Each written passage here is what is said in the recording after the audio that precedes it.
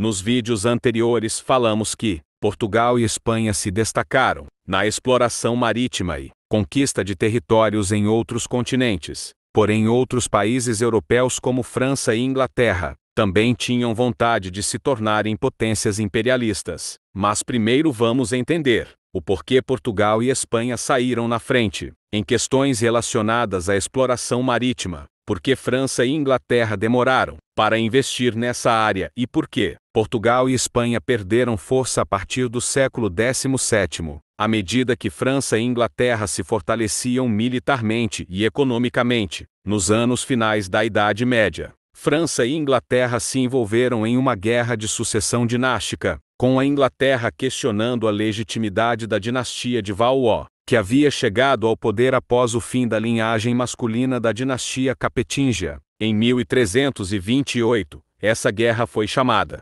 séculos depois, de Guerra dos 100 Anos, e aconteceu de 1337 a 1453, tendo sido interrompida e reiniciada por diversas vezes, dependendo da rivalidade, mais forte ou mais fraca, entre os respectivos reis que governavam a França e a Inglaterra, nas suas determinadas épocas. Ao fim da Guerra dos 100 Anos, em 1453, a França conseguiu recuperar os seus territórios originais e passou a ter certa estabilidade. Já a Inglaterra não se encontrava na mesma situação, tendo em vista que 2 anos após o fim da Guerra dos 100 Anos, teve início um conflito interno que ficou conhecido como Guerra das Rosas, o qual foi resultado de uma rivalidade existente entre as famílias de Lancaster e de York, pois cada uma dessas famílias tinha um pretendente ao trono inglês. A Guerra das Rosas só terminou em 1485, porque 2 anos antes, as famílias Lancaster e York haviam concordado em apoiar o príncipe que se tornou rei Henrique VII da Inglaterra. Henrique VII governou a Inglaterra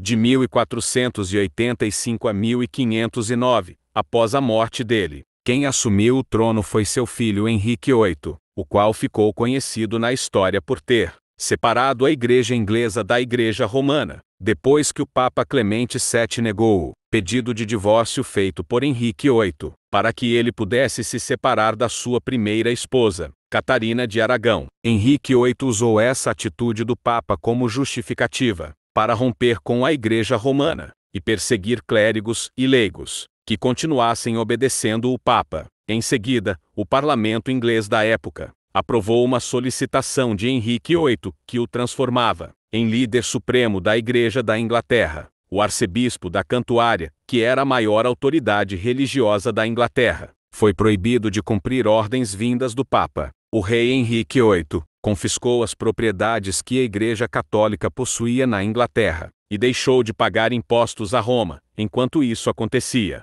o arcebispo Thomas Cromwell elaborou novos ritos litúrgicos e modificou o missal. Inúmeros padres, bispos e fiéis leigos, que mantiveram a obediência às autoridades romanas, foram executados.